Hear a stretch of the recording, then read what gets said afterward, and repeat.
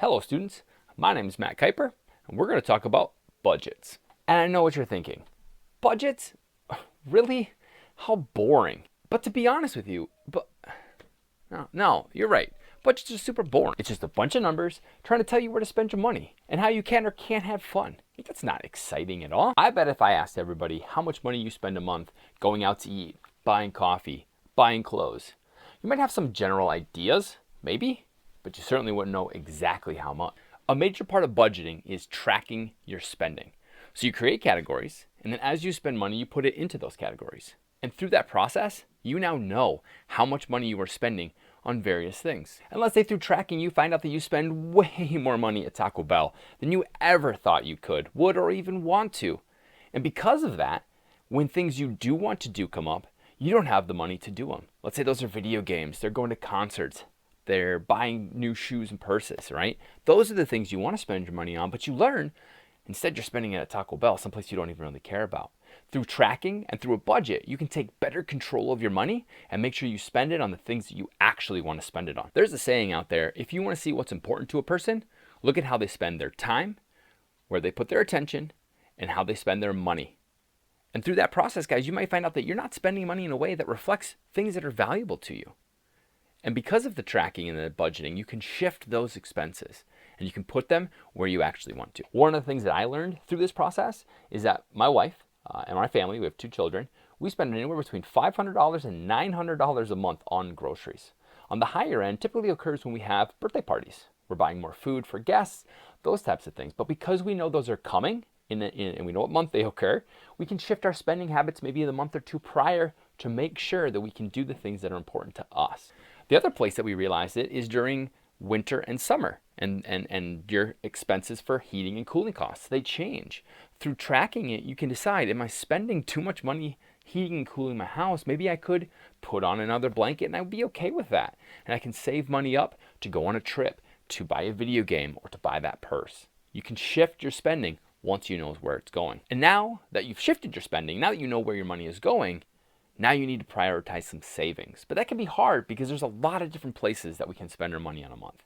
Tons of different things we'd rather be doing than taking money from here and putting it away for something perhaps unknown or for later. One of my favorite quotes about savings deals with standing on the cliff's edge, right? It doesn't take a lot of a breeze to push you over that edge. You'll fall right over. And that is a metaphor for how savings helps us brace for emergencies and things that occur in life. Every time you save, you take a step back away from that cliff, and it takes a bigger push to make an impact to you, to get you unsettled or to even push you over the edge. And every time you save, you take steps back and steps back.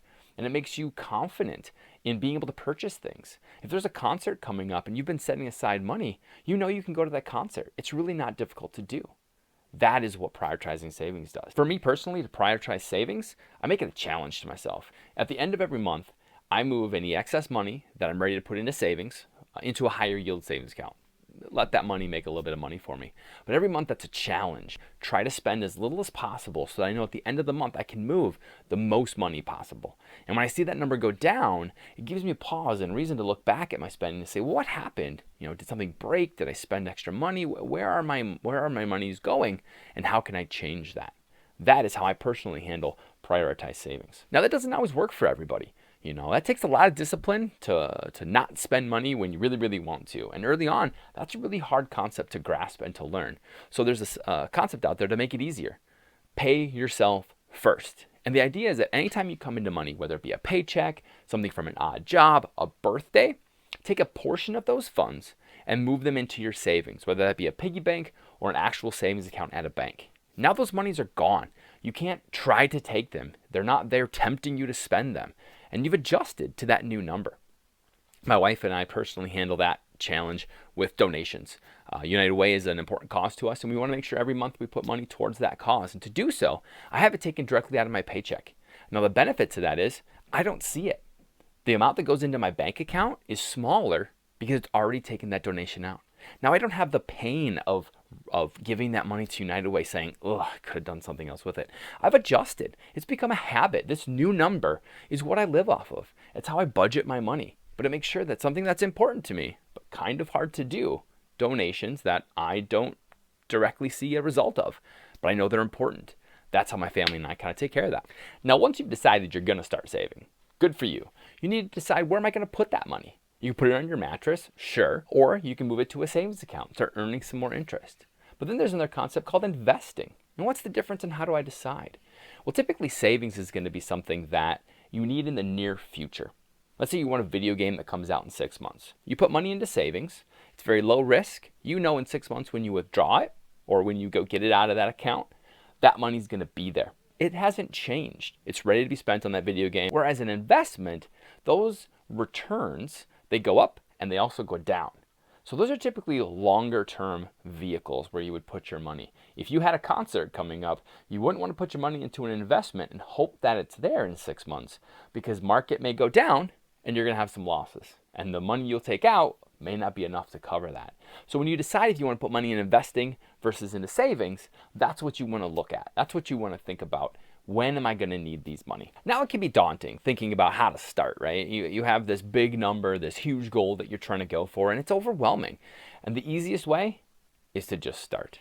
Start with something small. Pick a number that's feasible, right? It might be $5 a month. It might be $10 a month. Maybe out of every paycheck, you put $20 to $50 a month aside. Move that money, pay yourself first, and now you know you've got it set aside. But now you've started to build that habit. You've adjusted your spending, knowing that you are putting money into savings. Story from a coworker of mine.